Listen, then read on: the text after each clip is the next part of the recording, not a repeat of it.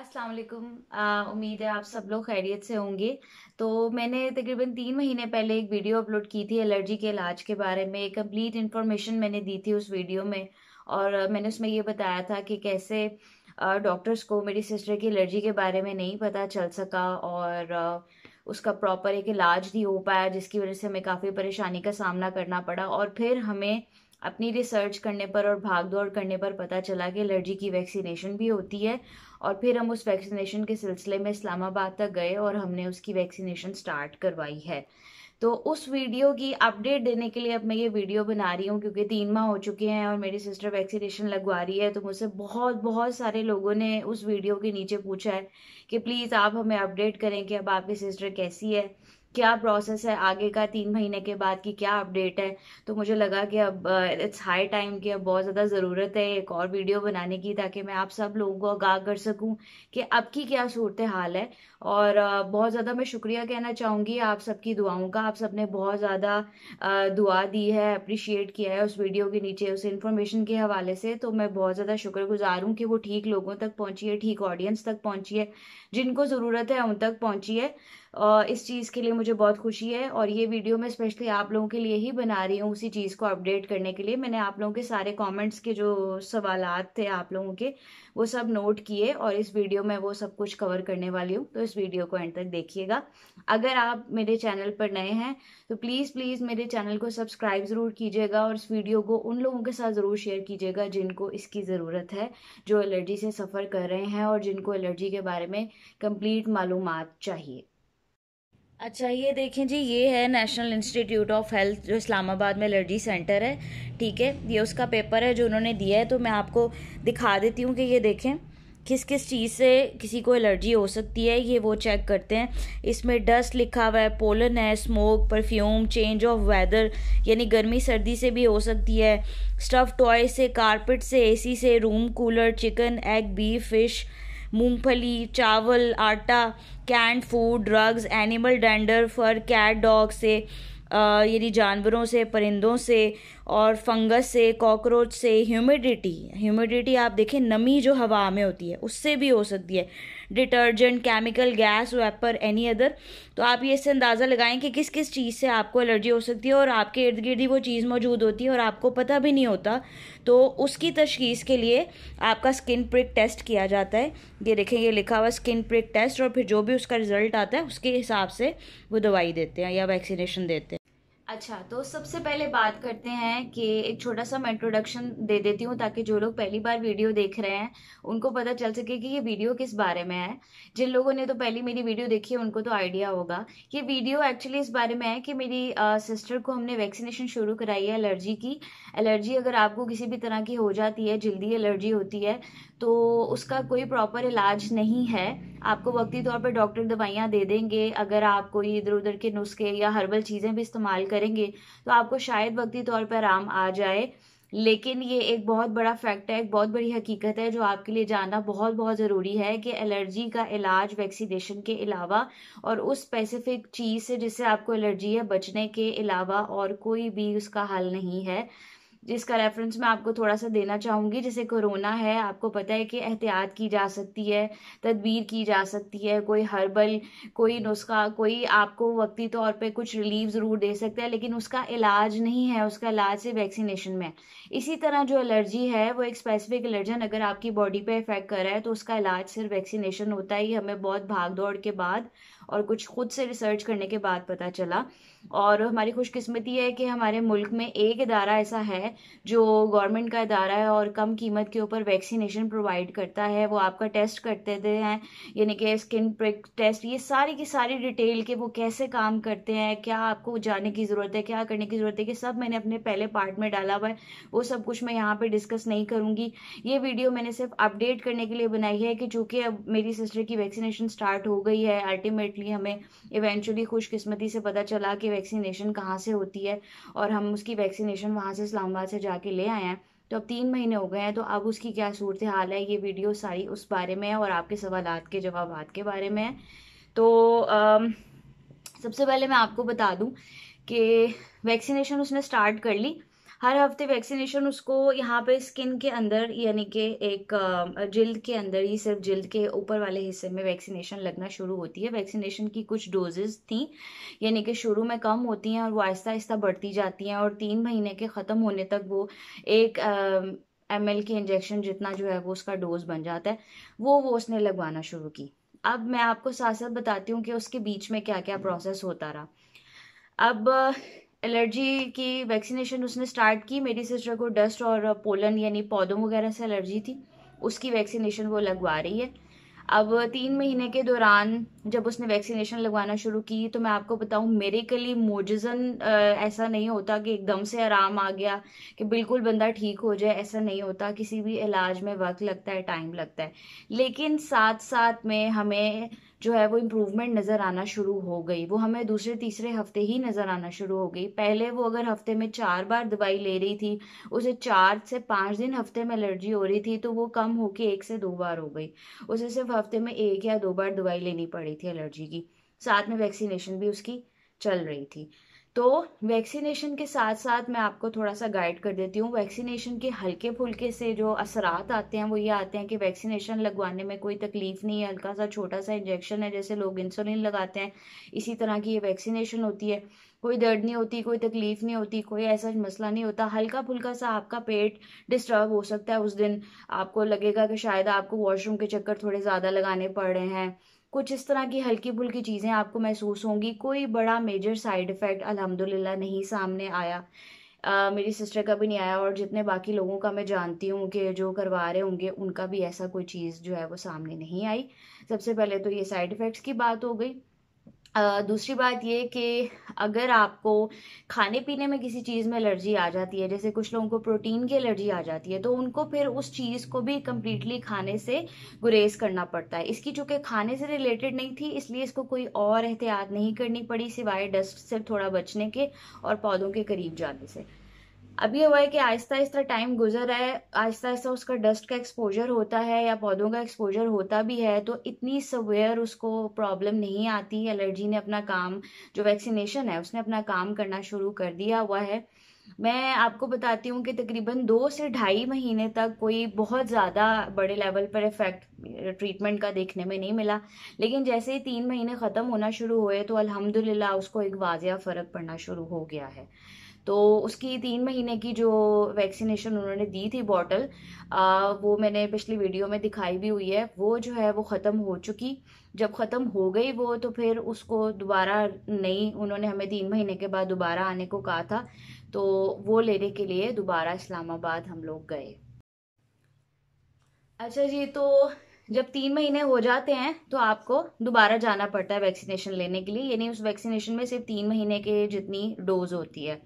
उसके बाद जो 3 महीने के बाद वो डोज देते ना, वो उससे 1 नंबर ज्यादा होती है। जैसे ये थी 0.6 थी, अब जो उससे मिली है वो उसको 0.5 मिली है, यानी माइनस 6 थी पहले और अब -5 मिली, यानी उसकी थोड़ी सी जो पोटेंसी है ना दवाई की, थोड़ी सी ज्यादा हो गई है, क्योंकि अब उसकी बॉडी जो है वो एडजस्ट करना शुरू हो गई है। तो जो अब उन्होंने हमें वैक्सीनेशन दी है वो वही किस्म है, वही चीज है, लेकिन अब उसकी जो पोटेंसी है वो थोड़ी हाई हो गई है। अब वो लगवा रही है उसको।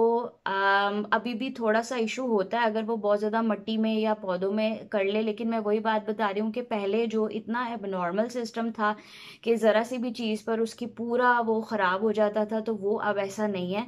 अब वाजिया फ़र्क नज़र आ रहा है कि हाँ वैक्सीनेशन अपना काम करिए, लेकिन चूंकि ये अभी 2.5 से 3 साल चलेगी, तो हम पूरे उम्मीद है हमें कि इंशाल्लाह वैक्सीनेशन के पूरे सेशन ख़त्म होने तक वो उसको मुकम्मल तौर पर आराम आ चुका होगा।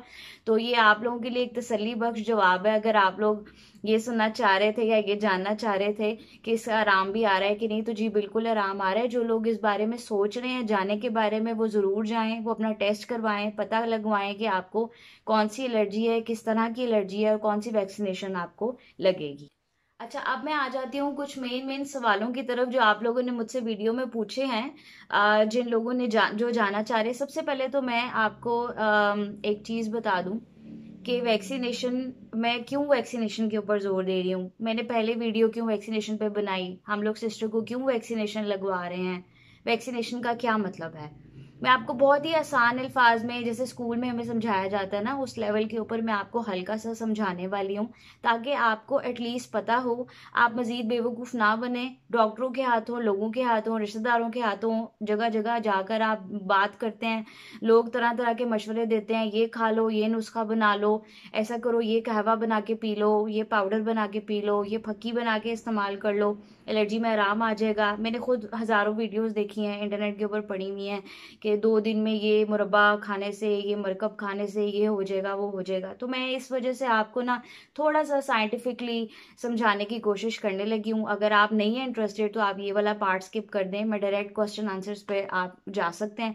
लेकिन अगर आपको थोड़ा सा जानना है, आप वाकई एलर्जी का सफ़र कर रहे हैं एलर्जी से, तो फिर आपके लिए ये जानना बहुत ज़्यादा ज़रूरी है कि एलर्जी का इलाज, वैक्सीनेशन कैसे है। ठीक है, तो मैं आपको एक थोड़ा सा आसान अल्फाज में बताती हूँ कि देखें, जो हमारी बॉडी पे हमारी जो जिस्म है, उसमें अल्लाह ताला ने कुदरती तौर पर एक कुव्वत मुदाफ़त बनाई हुई है। जैसे ही कोई बैक्टीरिया या कोई जरासीम हमारे जिस्म के अंदर जाता है, तो जो हमारा इम्यूनिटी सिस्टम है, हमारी कुव्वत मुदाफ़त है, वो उसके ख़िलाफ़ लड़ती है। हमें हल्का सा बुखार महसूस होता है इस वजह से, और वो बैक्टीरिया या वो जरासीम हमारी कुव्वत मुदाफ़त अपने तौर पर ही उसको ख़त्म कर देती है, उसको पहचानती है, उसको डिस्ट्रॉय करती है, तबाह कर देती है, और वो चीज़ हमारे जिस्म से, हमारे जिस्म पे नुकसान किए बगैर निकल जाती है। इसी तरह हमें कोई छोटे मोटे इन्फेक्शन होते हैं, प्रॉब्लम होते हैं, बुखार होता है, या नज़ला ज़ुकाम फ्लू या वबाई कोई ऐसी चीज़ हमें होती है, तो उसके खिलाफ भी हमारे जिस्म में इतनी कैपेबिलिटी होती है, हमारे कुव्वत मुदाफ़त इतना स्ट्रांग होता है कि वो उसके खिलाफ लड़ सकता है। कुछ चीज़ें ऐसी होती हैं जो हमारे जिस्म की जो फोर्स है, इम्यूनिटी सिस्टम है, वो उसको नहीं पहचान पाती। उनमें से एलर्जेंस सबसे बड़ी चीज़ है। कोई डस्ट या कोई पोलन या किसी भी परफ्यूम से, कलर से, किसी को किसी चीज़ से भी अगर एलर्जी है, या कोई भी एक स्पेसिफिक एलर्जन है, एलर्जन वो चीज़ होती है जो आपके जिस्म के अंदर जाकर एलर्जी पैदा करती है। कुछ एलर्जेंस होते हैं, उसको हमारा जिस्म, हमारा कुव्वत मुदाफ़त जो है वो नहीं पहचान पाता, उसको उसके खिलाफ लड़ना नहीं आता, तो फिर वो एलर्जन जाकर अपना असर कर देता है, आपको पूरा इन्फेक्शन हो जाता है, खारिश, आपको निशान पड़ जाते हैं, आपको फिर दवाई लेनी पड़ती है। तो बेसिकली जो एलर्जन हमारी बॉडी नहीं पहचान पाती जिसको, उसके लिए वैक्सीनेशन बनी है। अब वैक्सीनेशन कैसे काम करती है, कैसे हेल्प करती है बॉडी के अंदर? अब जो वैक्सीनेशन होती है ना, वो उसी एलर्जन का एक कमज़ोर सा मोड होता है, कमज़ोर सा लेवल होता है। ठीक है, यानी कि अगर आपको डस्ट से एलर्जी है, तो जो डस्ट की वैक्सीनेशन है ना, वो बेसिकली डस्ट से ही बनी होती है, और वो उसी का एक हिस्सा होता है, लेकिन बहुत ही कमज़ोर सा। वो आपके जिस्म में डाला जाता है, उस डस्ट को, उस डस्ट के उस लेवल के, यानी कि मोड को, कि वो आपके जिस्म में जाके कोई परेशानी तो ना करे, कोई इन्फेक्शन ना करे, लेकिन आपके कुव्वत मुदाफ़त को ये सिग्नल ज़रूर दे कि ये चीज़ जानी पहचानी है और इसके ख़िलाफ़ आपने कोई एक्शन नहीं लेना। ठीक है, ये छोटी सी एक साइंस है, अल्लाह ताला ने ऐसा निज़ाम बनाया है। अब आपको पता है वो बेनियाज है, उसने बड़ी कॉम्प्लिकेटेड इंसान की बॉडी बनाई है, सोचने बैठो तो जहन काम नहीं करता कि वो ज़ात है वो ऐसे ही करती है। तो बहुत छोटी छोटी सी चीज़ें होती हैं जो हमें नहीं पता होती। तो बेसिकली जब वो डस्ट का वैक्सीनेशन अंदर जाता है, वो डस्ट का ही हिस्सा होता है। तो जो हमारे कुव्वत मुदाफ़त होती है, जो फोर्स होती है, जो जिस्म के अंदर लड़ने के काबिल होती है, वो ये समझना शुरू कर देती है कि हाँ, ये चीज़ इसके जिस्म का हिस्सा है, इसके खिलाफ एक्शन नहीं लेना। तो वो इन्फेक्शन करना और बॉडी पे रैशेस करना और उसका जो असर दिखाना है ना, वो कम करना शुरू कर देती है। वो आहिस्ता आहिस्ता उस पार्टिकल को पहचानना शुरू हो जाती है। तो जब हर हफ्ते जाके आप वैक्सीनेशन लगवाते हैं, जैसे मेरी सिस्टर लगवाती है, या आप में से कई लोग, आप लोगों ने शेयर किया कि आप लोग लगवा रहे हैं, जब आप लोग हर हफ्ते जाके वो वैक्सीनेशन लगवाते हैं, वो आपके जिस्म के अंदर जाती है, आपके जिस्म को लगता है कि ये आपके जिस्म का ही हिस्सा है, इसके खिलाफ कोई एक्शन नहीं लेना, कोई इन्फेक्शन नहीं करना, उसको वो पहचानना शुरू कर देते हैं। फिर एक लेवल आएगा 2-2.5 साल के बाद के, जब आप उसकी पोटेंसी बढ़ा बढ़ा के उसको लेना शुरू हो जाएंगे, वो डस्ट का जो एलर्जन का हिस्सा है वो आपकी बॉडी का पार्ट बन जाएगा, और फिर आपका जिस्म आगे इंशाल्लाह सारी जिंदगी के लिए उसके ऊपर रिएक्शन देना बंद कर देगा, उसके खिलाफ इन्फेक्शन करना बंद कर देगा, और आपके जिस्म पे रैशेस करना और प्रॉब्लम करना बंद कर देगा। फिर अगर आप डस्ट के पास जाते भी हैं या डस्ट से आपका इंटरेक्शन होता भी है तो आपकी बॉडी में ऑलरेडी वो वैक्सीनेशन जा चुकी है और वो उसको पहचानता है, आपका कुव्वत मुदाफ़त जो है वो उसको पहचानता है, तो फिर वो उसके खिलाफ एक्शन नहीं लेगा। तो मेरा मकसद ये आपको समझाने का ये था कि आपको इस बात से ये अंदाज़ा हो जाए कि एलर्जी के लिए एक प्रॉपर ट्रीटमेंट क्यों ज़रूरी है। बहुत सारे लोगों ने जब शेयर किया तो मुझे अंदाज़ा हो रहा है कि यहाँ पर इंफॉर्मेशन की बहुत कमी है। ठीक है, जिस तरह हम लोगों के साथ इवन खुद ये हुआ है, 1 डेढ़ साल हम लोग ख्वार होते रहे हैं, कभी किसी डॉक्टर ने कोई मशवरा दे दिया है, किसी डॉक्टर ने कोई मशवरा दे दिया है। तो इसी तरह आपको पता है हम जिस तरह की सोसाइटी में रहते हैं, आप 10 लोगों से बात करें, 10 लोग अलग अलग आपको मशवरा देंगे। लोगों के मशवरों पे मत जाइए, डिफरेंट डिफरेंट नुस्खे इस्तेमाल मत कीजिए। अगर आपको वाकई स्वेयर एलर्जी है तो प्लीज़ आप डायरेक्टली जाकर अपना स्किन प्रिक का टेस्ट कराएं, आपको फ़ौरन पता चल जाएगा आपको किस चीज़ से एलर्जी है। आपको हेयर डाई से है, परफ्यूम से है, आपके इर्द गिर्द वो चीज़ हो सकती है आपको अंदाज़ा भी नहीं होगा।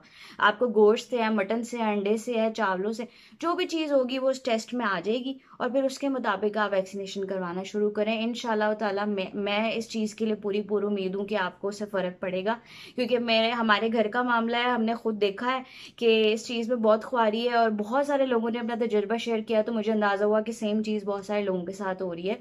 तो इस चीज़ के ऊपर मैं आपको कन्विंस करने की कोशिश करूंगी, इंसिस्ट करने की कोशिश करूंगी कि प्लीज़ डिफरेंट डिफरेंट लोगों के पास जाने की बजाय, डिफरेंट डिफरेंट डॉक्टर्स के पास जाने की बजाय डायरेक्ट अपना टेस्ट करवाएं और पता करवाएं कि आपको किससे एलर्जी है। और टेस्ट कराने का क्या तरीका है वो मेरी पिछली वीडियो में पूरा मैंने मुकम्मल जो है वो उसकी इन्फॉर्मेशन शेयर की हुई है, तो वो आप देख लीजिएगा। अच्छा, अब मैं इस वीडियो के एंड पे कुछ सवालों के जवाब देना चाहूँगी। कुछ लोगों ने मुझसे कहा है कि मैं वैक्सीनेशन की शीशी उनको दिखा दूँ ताकि वो अपने शहर में वो वैक्सीनेशन ढूंढ लें। देखें, आप बिल्कुल ऐसे बात कर रहे हैं कि जैसे आपने मर्ज की तशखीस की नहीं है और आप दवाई लेने चल पड़े हैं।